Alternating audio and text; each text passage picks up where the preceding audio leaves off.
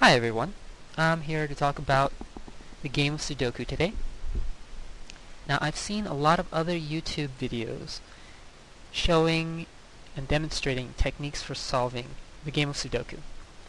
So I'm going to assume that you, the viewer, is already familiar with both the basic rules of Sudoku and some of these other techniques that I've listed here. Now, I've seen videos demonstrating these other techniques, but I've never seen anyone demonstrate this last technique, which I'm just going to call N choices. I just made up a name because I haven't seen anyone call it something else yet. Now, to demonstrate this N choices rule, I'm just going to show you this empty board. It's not a real game because there are no cells filled in yet. This program that I wrote, all it does is it helps me track what values are possible for a cell after other cells have been filled in. So to demonstrate this N choices rule, I'll just show you when there's 2 choices remaining.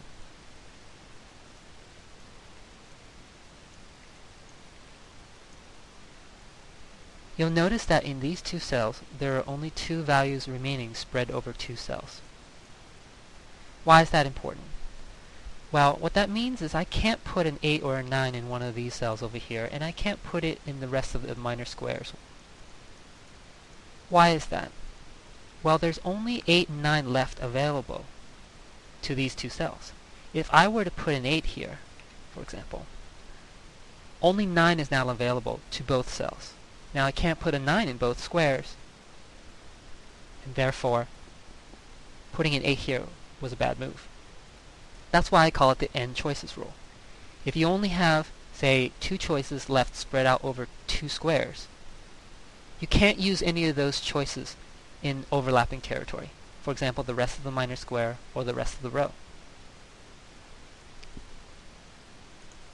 I call it N choices because it applies equally to other values of N. So for example, let's just see what happens if I leave these 3 cells blank.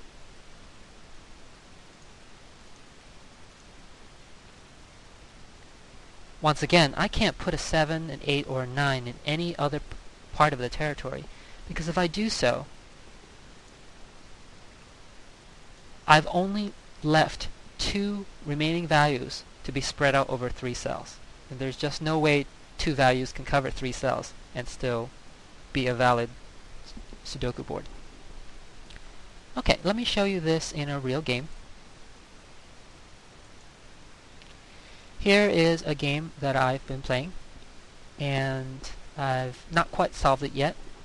And it's a good game because I've used the other rules that I talked about, and now I've gotten stuck. And now you can see the N choices left rule in action.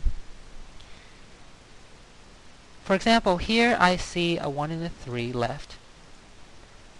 And that suggests to me that 1 and a 3 can't be anywhere else in this column.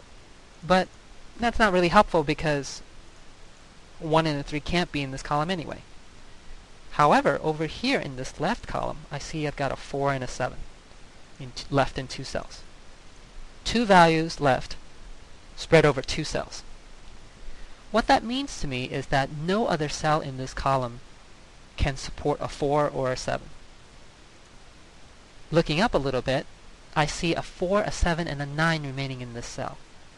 Because a 4 and a 7 can't be anywhere outside of these 2 cells, I know that this value must be 9.